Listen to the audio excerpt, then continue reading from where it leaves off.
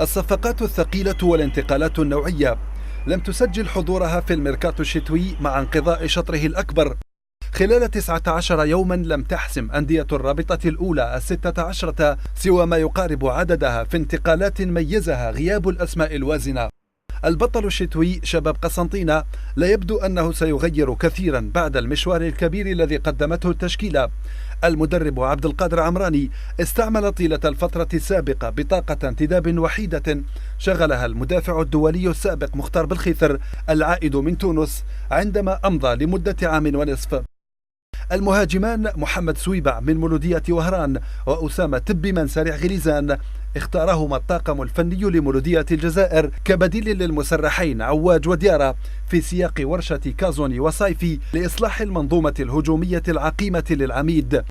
الثنائي المذكور من المرجح أن يتدعم بمهاجم ثالث هو حمزة بنوح الذي أنهى علاقته باتحاد الحراش. سيد أحمد عواج خرج من حسابات العميد خلال الجولات الأخيرة، لكنه قد يدخل بقوة في خطة وفاق سطيف بنسخة مدربه الجديد عبد الحق بن شيخة، مثلما قد يعطي متوسط ميدان بارادو أحمد قعقع إضافة منتظرة. الوفاق بالكاد حافظ على نجمه وصانع ألعابه عبد المؤمن جابو بعدما فقد مدربه خير الدين مضوي المرتبط اسمه بتتويجات الفريق. شبيبة الصاورة الفريق الذي أنهى شطر البطولة الأول في الوصافة استعمل هو الآخر تأشيرتين، فتعاقد مع الحارس مقراني القادم من نصر حسين داي ومع السنغالي يوسف كوناتي بعد فترة من التجارب رفقة الكونغولي كاساماسيارا الذي انتهى به المطاف في اتحاد البوليدة بصفقة مهددة بالإلغاء بسبب الديون. اتحاد العاصمة اكتفى لحد الآن باستعادة اللاعبين عرجي وبودربال بعد نهاية إعارة الأول إلى نصرية حسين داي وتجاوز الثاني مشاكله الخاصة.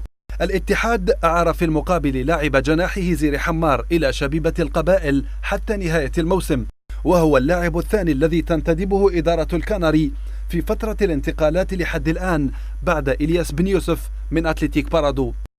بقية الأندية لا تزال بين دارس للموازنات ومترقب للمداخيل ومتطلع لقرارات الرابطة والفاف في سوق انتقالات يظل نادي بارادو يصنع فيها الاستثناء ويحافظ على تقاليده في الاعتماد على خزان أكاديميته وفئاتها الشابة.